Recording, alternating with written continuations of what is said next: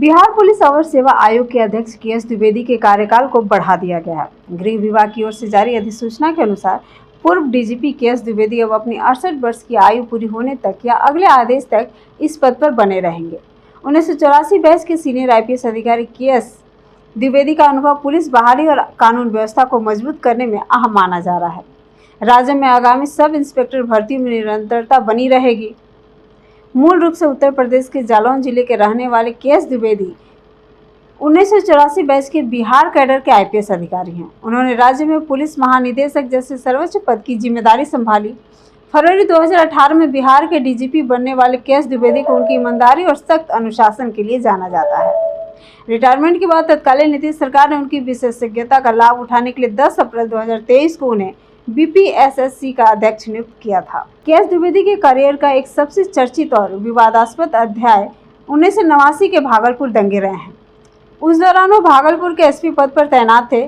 सांप्रदायिक दंगों की भयावहता इतनी थी कि तत्कालीन प्रधानमंत्री राजीव गांधी ने उन्हें पद से हटाने का निर्णय ले लिया था। हालांकि उनके तबादले की खबर के बाद शहर में विरोध प्रदर्शन हुए और सरकार को अपना फैसला टालना पड़ा था। भागलपुर दंगों का असर बिहार की तत्कालीन राजनीति पर भी पड़ा। राज्य से कांग्रेस का पांव उखड़ गया। आज तक कांग्रेस के लिए बिहार चुनौती बना हुआ है। 1989 के दंगों के बाद मुख्यमंत्री सत्येंद्र नारायण सिंह को पद छोड़ना पड़ा और जगन्नाथ मिश्रा CM बने। वहीं दंगों की निष्पक्ष जांच के लिए जस्टिस रामानंद प्रसाद कमीशन का गठन किया गया, जिसमें के.एस. द्विवेदी को क्लीन चिट मिली। बाद में 15 वर्षों तक सत्ता में रही लालू राबड़ी सरकार ने के.एस. द्विवेदी को पुलिस महकमे में कोई बड़ी या महत्वपूर्ण जिम्मेदारी नहीं दी। 2005 में आई नीतीश कुमार की सरकार ने भागलपुर दंगों की जांच फिर से कराई। उसमें भी के.एस. द्विवेदी को क्लीन चिट मिला। विवादों के बावजूद के.एस. द्विवेदी को पुलिस डिपार्टमेंट में हमेशा एक कर्मठ और सिद्धांतवादी अफसर के रूप में देखा गया है। भागलपुर दंगों की दाग धुली तो के.एस. द्विवेदी के करियर में अच्छे दिन आए। फिर नीतीश सरकार ने उन्हें DGP तक प्रमोट किया। रिटायर होने के बाद बिहार पुलिस अवर सेवा आयोग के चेयरमैन बनाए गए। तब से उसी ओहदे पर हैं। अब बिहार की नई सम्राट चौधरी सरकार ने उन्हें एक्सटेंशन दे दिया है। इसका सीधा असर बिहार में होने वाली सब इंस्पेक्टर और अन्य और पदों की चयन प्रक्रियाओं पर पड़ेगा। सरकार ने अगले आदेश तक का विकल्प खुला रखकर यह स्पष्ट कर दिया है कि वर्तमान में भर्ती बोर्ड में कोई बड़ा बदलाव नहीं होने जा रहा है।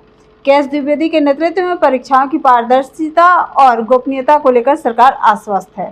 वहीं गृह विभाग की ओर से जारी नोटिफिकेशन के मुताबिक के.एस. द्विवेदी के कार्यकाल की अधिकतम सीमा अब 68 वर्ष निर्धारित की गई है।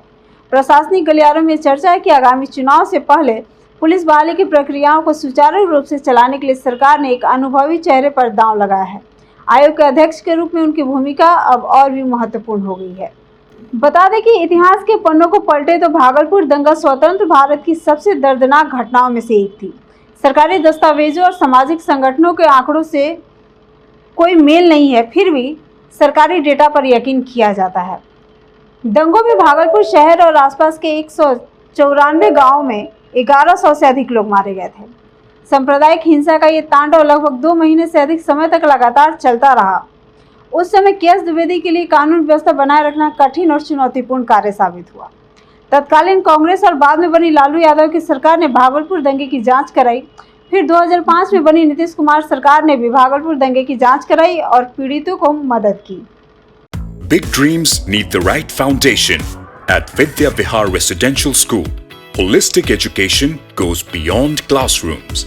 World-class facilities, caring houses, nutritious food, advanced labs, vast playgrounds, and inspiring mentors come together to nurture every child. Here, learning is balanced, values are lived, and every student truly belongs. Vidya Vihar Residential School, where learning transforms futures.